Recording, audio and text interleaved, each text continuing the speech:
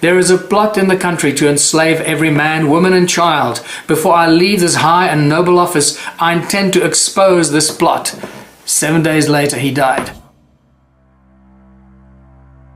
The stuff that's going on around us today just doesn't make any sense. And as we go through this presentation, you'll start to realize why it doesn't make any sense, and that all of this is not by accident, that all of this misery and strife in the world today is actually by design.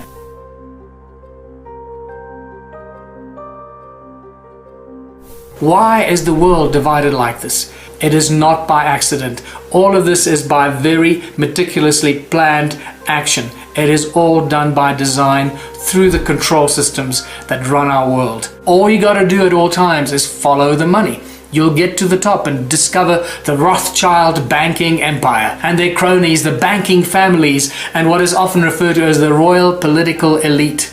These families that control the world did not suddenly come into power in the last 100 years. We're talking about thousands of years of royal bloodline control of the world.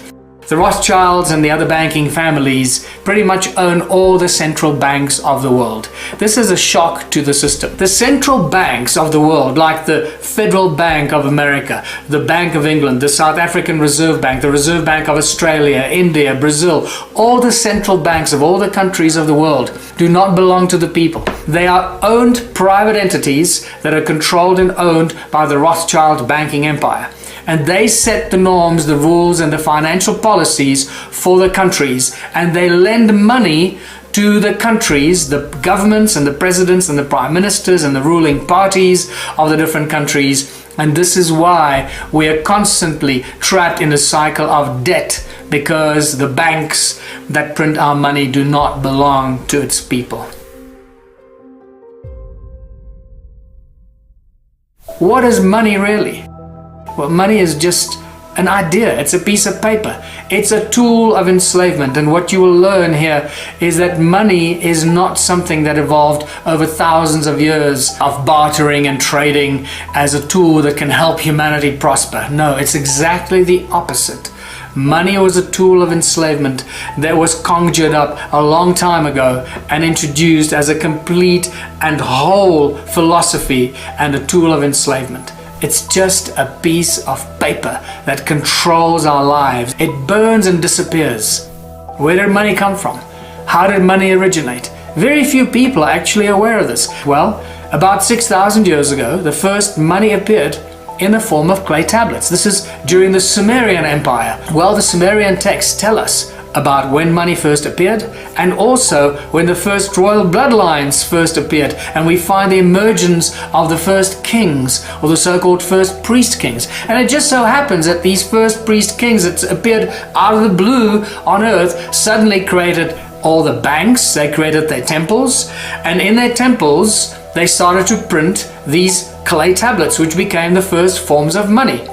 So in essence, the temples of these first kings that appeared on earth were the first banks from which the first forms of money were distributed to the people. And nothing has changed in thousands of years. This is really important. So what if I told you that banks create money out of thin air? Would you be surprised? Well, that's exactly what happens. They have nothing. Money is absolutely useless. It is a piece of paper. It has no backing, and this is why it's called fiat currency, fiat money. It means nothing. It is valueless. It has no value. The only reason it has value is because we, the people, think it has value, and it's given to us as a piece of paper that has some sort of value, and we trade it and use it and go around and kill each other for it and rob banks for it and go to jail for it and do... It controls our lives from the first moment we are born to the last moment as we die. Money controls our lives. Many famous people and smart people and businessmen of the past have been aware of this for a long time. Like this quote from Henry Ford, for example. He said, "It's well that the people of the nation do not understand our banking and monetary system, for if they did, I believe there would be a revolution before tomorrow morning." Henry Ford. Many people, many great leaders of the past have resisted money, have resisted the bankers. JFK tried to break America free from the Federal Reserve Bank stranglehold on the people of the United States. This is a quote 7 days from before he died. He says, "There is a plot in the country to enslave every man, woman and child. Before I leave this high and noble office, I intend to expose this plot."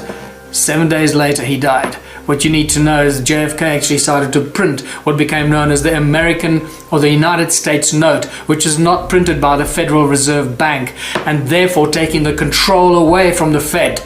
As soon as they assassinated him in Dallas in 1963, within 2 weeks or so, the Fed started to print the American money again, taking that control back. And this happened also with Abraham Lincoln, who 100 years before that started to print the greenback in the United States, making the American people free of all debt. And the greenback was printed by the government. It didn't belong to the Federal Bank of the Rothschild Empire. This was obviously not liked, and they lost control. This is why they shot him and got rid of him, because he didn't play their game. Who controls our governments? Who controls the bankers? Who controls what's going on here? Many people around the world call these the puppet masters. We don't know who they are because they don't want us to know who they are. Quote from Mayer Amschel Rothschild, the founding father of the Rothschild Empire in the 1700s. He says, "Let me issue and control a nation's money, and I care not who writes the laws." And that's exactly what has become of the world and our countries. Because through the banking institutions, they control everything. Think about how money and the bankers control all the education systems, the research laboratories, how they control industry, the large corporations. Everything imaginable ultimately goes back to those who control the money. Follow the money and you'll see the root of evil and the root of control as it unfolds around us. Who controls the corporations? Once again, follow the money. Always leads back to the Rothschilds' banking empire. But unfortunately, in our legal systems, corporations have more rights than living, breathing human beings. Think about that. This is unimaginable that something like this could even happen.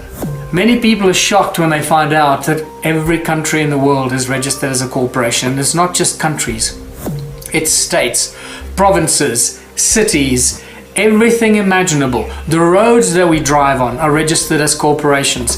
Everything in our lives has been incorporated around us while we carry on and distracted by computer games and the news and who's screwing who and who won what game and what final is being played. While we're being distracted by the entertainment and the programming on our televisions, our world around us has been stolen from us and incorporated. And this is how, through the legal system and the corporations that have more rights than living, breathing human beings, we the people have become slaves to the corporations every step of the way.